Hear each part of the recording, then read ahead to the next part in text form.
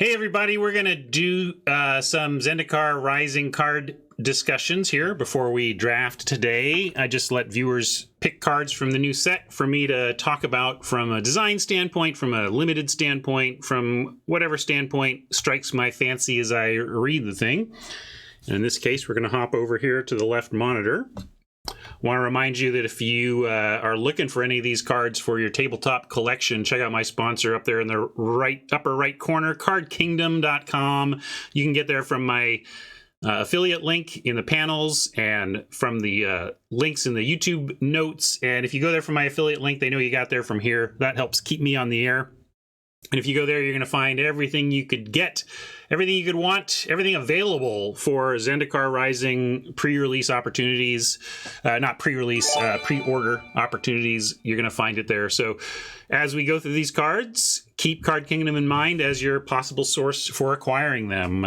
You won't be disappointed. They're an awesome business. If I can go a little bigger here. Yeah, sure. A little bigger. Felidar Retreat is 3 and a white for an enchantment at rare. So let's see what it does. It's got landfall. Whenever a land enters the battlefield under your control, choose one. Create a 2/2 white cat beast creature token. Or put a +1/+1 counter on each creature you control. Those creatures gain vigilance until end of turn. So let's think about, when thinking about modal value cards, value engine cards like this, how much do we value each of these options? So put a +1/+1 counter on each creature you control. That's what's the card from M21, the Basri's whatever. This is an effect that we were happy to draft highly at a full card and 2 mana. So if you do that, assuming you have a deck built for it, the Solidarity produces, just landfall once produces the value of a pretty high uncommon draft pick in and of itself. So that's pretty powerful. However, one of the benefits of Basri's Solidarity is that it's a 2-drop. So in that format, you could go 2, 3, and then on 4, potentially cast a 2-drop and go Basri's and give everything a counter. Felidar Retreat asks you to do this a little bit later. But that's okay. It's kind of a late game effect anyway. The other effect, of course, it's a nice pair because the second effect isn't very useful if you don't have creatures. So the first effect lets you create creatures. So let's assess that one. Creating a 2/2 white cat beast creature token. What is a 2/2 worth? 2/2 is usually for 2, right? So another 2 mana type effect. Both of these, though, are 2 mana effects that are costed that way because of where they fit into curves, and in this case, they don't really fit into the curves the same, especially the cat beast token, right? Making a 2/2 on turn 5 is a lot different from making a 2/2 on turn 2. That being said, how aggro is this format? How slow is this format? If we're grindy, if we're getting into stalemates, if we're staring at each other and having trouble breaking through in this format, this is going to be a stalemate ender, right? Because then everything you draw is gasoline. Every card you draw is either a free 2/2 or free counters on everything, and you're going to win a long game with this. But if the format is like Amonkhet aggro, this is going to come up short. Although, I suppose as a top end for an aggro deck, this would not be awful. Like, would you play this in Amonkhet in your aggro white decks just as a 4-drop that doesn't do anything on 4, but on 5 you can give your whole team +1/+1? Maybe so. So, maybe it's even decent in aggro. But it's I see it as an inevitability card if the format is slow enough. The other thing I should keep bringing up with these is, our baseline as we process how these landfall cards play out is that we play a land on our turn, right? That's how landfall usually works. I don't know what's going on in this set with fetches. I know that we have a lot of these flip lands, a lot of spell lands that you can either play as a spell or a land. That's great, right? Because then you can use the spell side or just trigger all your landfall. But what I don't know is how much ability there is to repeat landfall in a turn and how much ability there is to landfall on your opponent's turn. So both of those are wait and see things for me that are worth mentioning, though, when we do card evaluation. One of the main things that I try to do as I approach card evaluation in a new set is to ask myself, in what contexts would this card be good, bad, or other? You know, like what kind of format makes this card sing? What kind of format makes this card bad? Because we don't have an understanding of the tempo and speed of this format yet. And it's going to drive a lot of the value of these cards. So for me, a lot of times coming into these new sets is not about laying down some very specific grade value. You know, this is a B plus. This is, you know, sometimes it's that easy. Is a piece of premium removal, B plus, whatever. But a lot of times it's just contextual. And I look for signpost types of cards, like is divination good in this format? Is a grizzly bear good in this format? Is a combat trick, is a 1 mana +2/+2 effect good in this format? There's lots of cards we see again and again at the common rarity in Magic that really drive formats, and but you don't know whether they're good or not depending on how the format plays out. So that's somewhat true of this card. I think this is certainly something that I would first pick and try to make work until shown that the format is too fast for this. That I need to be more impactful on turn 4 and really even on turn 5 in order to win Magic, right? Win games. So, all right, I'm going to call this one. This was Felidar Retreat. Where did that go? Here we go. Mark that as complete. And then now we're going to talk Tajuru Paragon.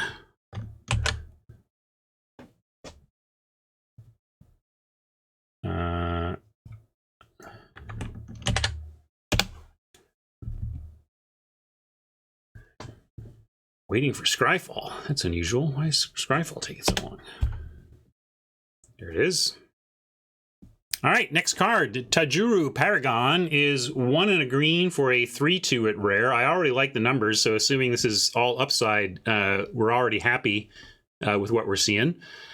Tajuru Paragon is also a cleric, rogue, warrior, and wizard. So this raises the question, can one creature be a party?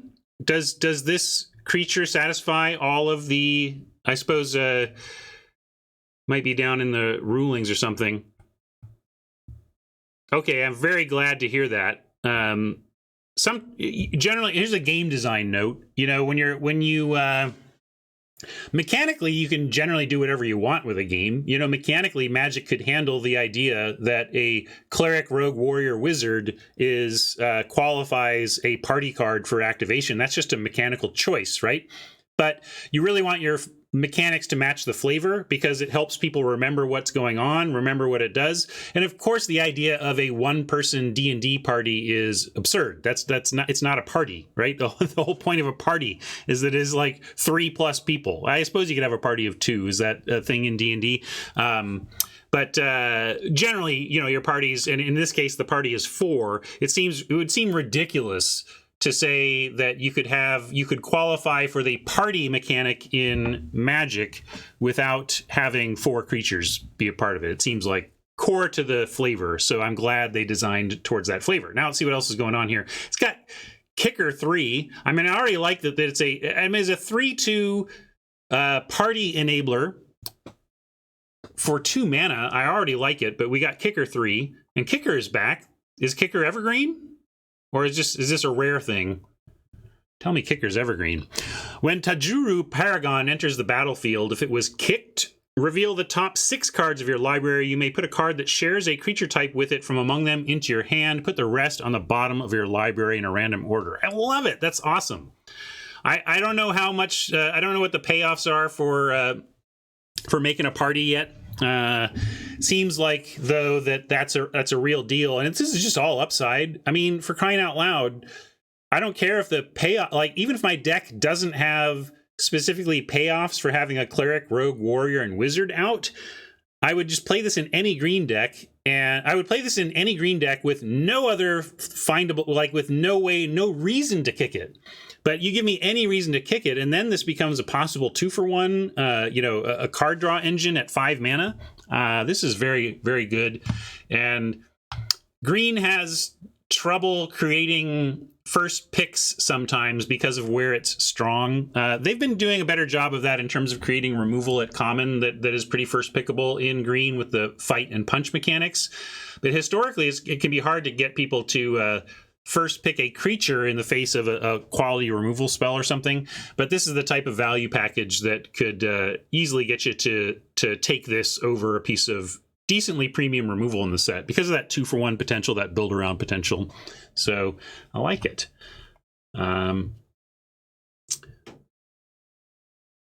Now, one more Zendikar card before we start drafting. Farsight Adept.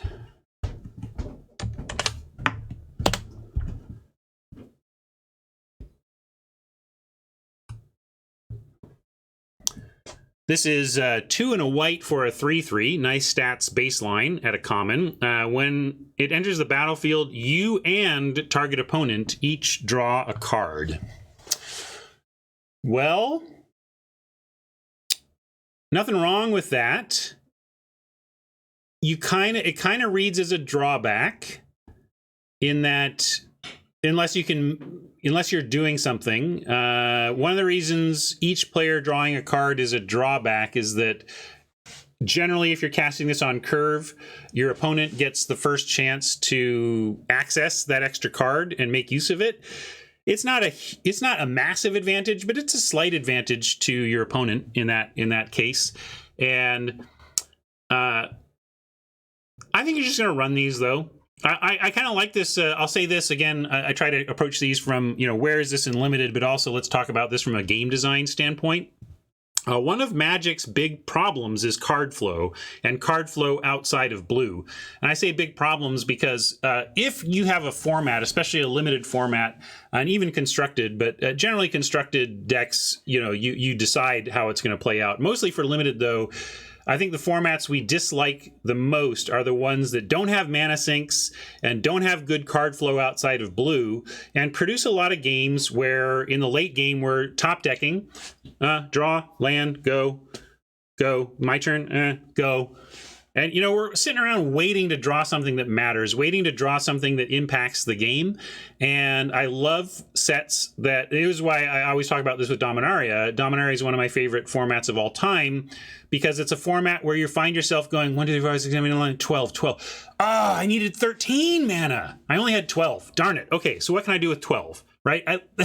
That's great when you are saying to yourself that about a format. And what I'm getting around to here is that this is a subtle way outside of blue to help make that happen, to help make players have decisions with 7 mana, as opposed to shrugging about drawing the 8th and waiting to have something impact the game. So I just wanted to mention that on a design axis that I like. I like mutual draw as a largely harmless piece of rules text that does good things for the playability of the format in the late game. So kudos on that front. And 3/3 for 3 in white seems super solid. I don't know if core or wizard is a relevant creature type. That could matter. I obviously know. Well, wizard is. Actually, we do know. I do know wizard is a relevant creature type, right? So let's bring that up. It does go for the party thing. So findable by the other thing. So that gives it a definite plus, right? Subtle things like relevant creature types definitely give a card a little bit of a boost. And we'll see if there's ways to break the symmetry. Breaking card draw symmetry is interesting. Like maybe you get benefits for drawing a card, right? Like, so for example, if this were a blue card in M21, it would be really useful in the blue-green draw 2 deck, right? Because you're getting extra advantage out of that draw that your opponent isn't. If Wizard Tribal is centered in Is It Not White, it may be even better that this is a white wizard because you're going to be able to have access to wizards for your party synergies without having to play blue or red. So, I don't know the exact breakdown of all those D&D class types and the whole party mechanic payoffs, etc. We have to, I'm kind of wait and see on all of that, but spreading out a few of the party types throughout all the colors is a great way to make that mechanic relevant and good.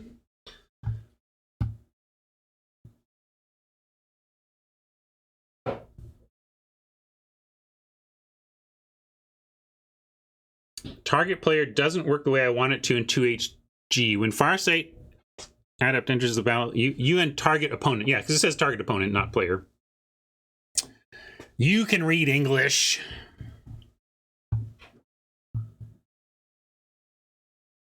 Although that's such a classic Magic player thing to do, especially in the early days of Magic. It's like, this card says to do a thing I don't want. What if I just say that the rule... What if the rules work the other way? What if it doesn't do what it says on the card and instead does what I want? How can I make an argument that the card, in fact, does what I want instead of what it says? I'm not bashing you though, Hubba. That's just classic Magic mentality. Let's see. I'll call that complete. I think there was maybe one. I'll do sure. I don't know what Feed the Swarm is. Since I had to reject some channel point redemptions on card suggestions, I'll take one or two from the peanut gallery here. Let's see what Feed the Swarm looks like. Feed the Swarm, 1 and a black sorcery. Destroy target creature or enchantment an opponent controls. You lose life equal to that permanent's converted mana cost. A younger Ryan would be utterly outraged by this card. Utterly outraged. Because I think younger Magic designer Ryan held certain aspects of the pie as too rigid. The pie is so vital to this game, you can't mess around with it lightly, but you also can't not mess around with it. It's somewhat like the Constitution, you know, like we gotta. It took some swings out of the gate to try and be right, and it demands to be respected because without respecting it, there's no game whatsoever. But at the same time, you need to adapt and make sure that your game is providing the fundamental game tools needed to create the gameplay environment you want. So forever and ever and ever and ever, Black has not really had the way to target one of your enchantments and destroy it. I'm sure some of you rules and card experts can go find me some narrow exception to that in the history, but I personally do not recall ever seeing a card that said in mono black, destroy target enchantment, right? Is that new rules text? So that's it's a pretty incredible shift in the pie to be able to, even with this, and clearly what they're saying here is Black can do this as long as it's paying life as a cost, right? So that's the precedence this sets. This does not mean that in the next set we're going to see a single black mana for destroy target enchantment, right? It's not going to happen. But what they are saying is that they're willing to give Black tools to take care of enchantments at the cost of life, and they've decided that that is Black enough to make this shift in the pie. And that's allowed. That's just allowed. That's just game design. And so this is where, younger Magic designer Ryan would have fought against this because of precedence, because this is not what Black does, when in fact Black does what Wizard says it does, and they just have to be careful with that power. Because if suddenly this was doing totally non-Black things, if suddenly this said, you're not going to see Wizards make a Black fight card that, this Black creature, Black card deal power to it. That's totally not how they're going to break the pie. But you can totally see them on the flip side saying Black needs a little help in this area in order to make the game more balanced, in order to make Standard and other formats where we want them to be. We want Black to have a little bit of this. So I don't know how surprised anybody is at that response. I definitely think Ryan 10 years ago and Ryan today would have a big argument about the appropriateness of printing this card.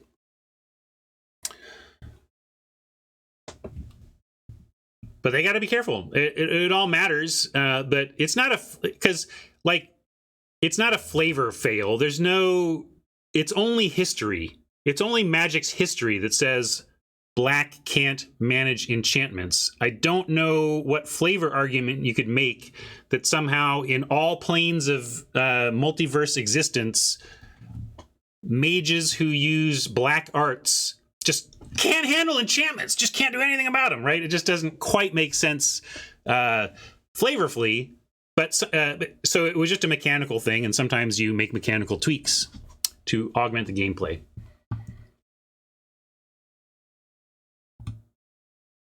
And also things shift, right? Like they will also break the rules for a set and then run away. Yeah. All right. I think I'm going to call that our, let's see, nobody did it. Yeah, let's call this the Zendikar preview discussion for now, and we're going to go do some drafting. So thank you, everybody, for hanging out for that. I'm going to hop back here and say goodbye to our YouTube friends. Hope you enjoyed some design discussions of these cards, and we'll catch you in the next video. Bye.